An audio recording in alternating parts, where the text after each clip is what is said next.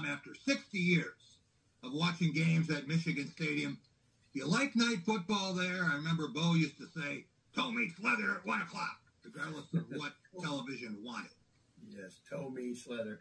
Well, I personally don't, because I like to go to bed early. I don't like getting home from Ann Arbor at 1:30 in the morning with a 7:30 kick, NBC, and all the commercials and stuff like that. But from a fan's perspective, you're sitting in the stands. I think that's really cool because it's a little cooler and not hot.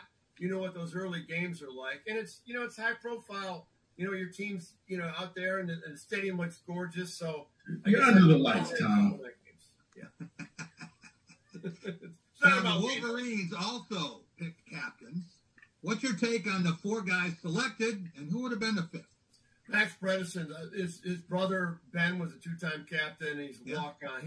That's a no-brainer. Donovan is a vocal leader, obviously a physical leader, and Rod Moore, although he's not going to be playing, I mean, there's your ultimate leader in the whole program. Makari Page has surprised me a little bit because he's somewhat of a soft-spoken guy. But Mason Graham, I mean, people think Mason Graham would be an obvious choice. He's such a leader on that D line. But I mean, if you want to go back to the junior thing, I mean, Will Johnson's the best player in the freaking team.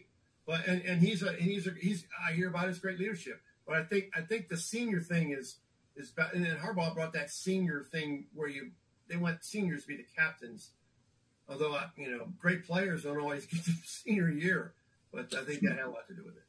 Now, looking at the Michigan schedule, which victory will be the sweetest, and which game is the most likely loss?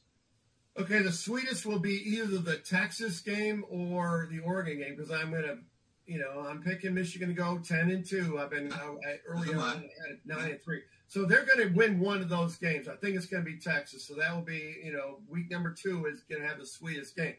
Sweetest win. I don't think they're going to beat Oregon. Oregon is so loaded, and those young players on that D-line will really be developed, all that talent by that time. And then the Ohio State game, I don't mean to sound doom and gloom, but they have so much freaking talent and obviously desire to beat Michigan. You're down there in the horseshoe. That's going to be a tough place for Michigan to win on November 30th. So if Michigan beats Texas and then loses to Oregon and Ohio State, that means it'll start 8-0, or as Rico would say, 7-0 before Michigan State gets them. Yeah. I'm not. Hey, throw out the records, right? But I feel better about Michigan State than I do playing Oregon. You should, Tom. You absolutely should. Okay, as long as that's clear. Jack set me up.